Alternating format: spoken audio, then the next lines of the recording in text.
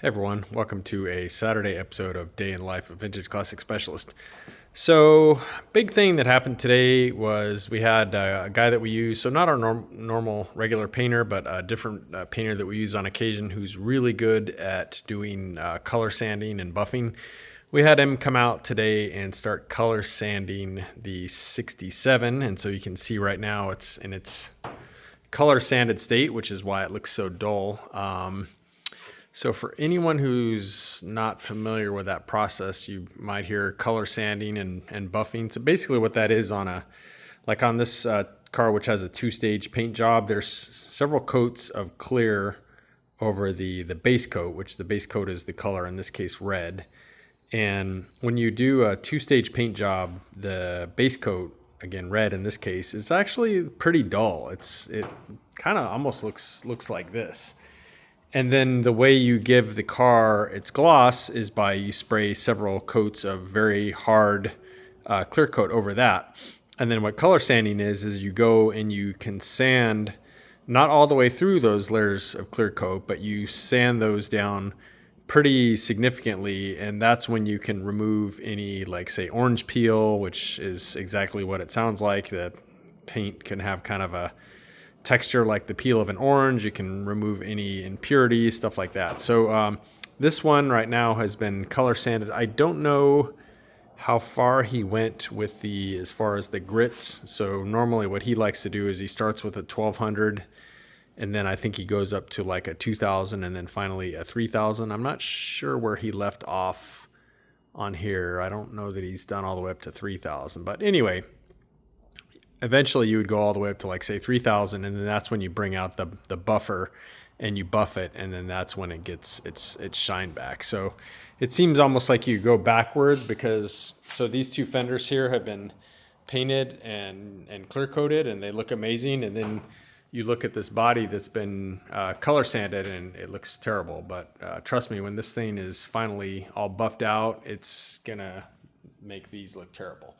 And so all the lids and the fenders and everything will go through this process. So today he worked a good portion of today and he got this far. So the good thing about doing this process now, kind of early on in the car's restoration process, is you can find little flaws in the paint. So he's got some pieces of green tape here and there where he's found little things. And so now is really the time when you want to go back and do any repair on those areas where maybe the paint maybe was a little thin or had too many impurities that somehow got in it, or whatever the case is. So there's literally 2 or 3 spots on the car. There's another little one, couple right there, little one right there.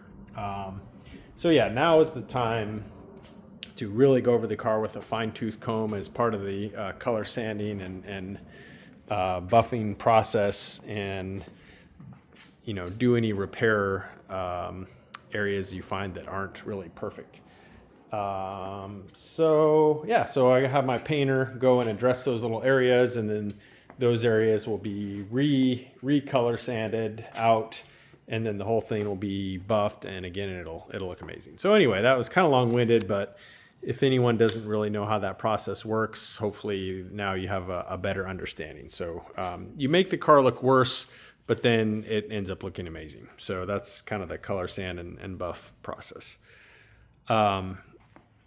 So that's that. But yeah, you can kind of tell it's going to look really good. You can see it's going to be very, very smooth. This is going to be an incredible paint job. Very excited to see this thing when it's all finally buffed out and has all the fenders and stuff on. So for me, what I did today was worked all day on this car, and it has defeated me. I'm going home. And well, of course, I've already been here for 11 hours. So there's the valve train in this car is loud, and I've tried a number of things, and so far it's still loud. And so I've got a few more things I can try, and I'll get it. I'm hoping the engine doesn't have to come out. I think the noise is coming on the rocker side of the valve train system. I don't think it's coming from the cam side, but I tried a bunch of things, and I'm tired. I don't really want to go into a lot of detail. Maybe when I finally solve the issue, then I'll go through all the different things that I tried. But I have had the rockers off and on. I don't know how many times I've adjusted them. I've checked the oil pressure, all the kind of, I don't know, sort of low-hanging fruit of things that could make the valve train or the engine in general loud, and none of them have panned out. So I'm stopping for today because, again, anyway, it's Saturday and it's 6 o'clock. I've been here since 7, so I don't really feel like too much of a slacker for stopping and going home now. But that was pretty much my day. I don't get frustrated real easy, but right now I'm feeling pretty frustrated. So I'm going to sleep on it, and who knows? Maybe I'll come back in tomorrow if it's still bugging me and try a couple other things. But anyway, for today, guys, that's it. A bit of a short episode. Yeah, so I will see you guys again Monday, even if I do come in tomorrow and work on that thing some more. Probably won't do an episode. So I should be seeing you guys again on Monday. Thanks for tuning in, and we'll see you soon. Bye.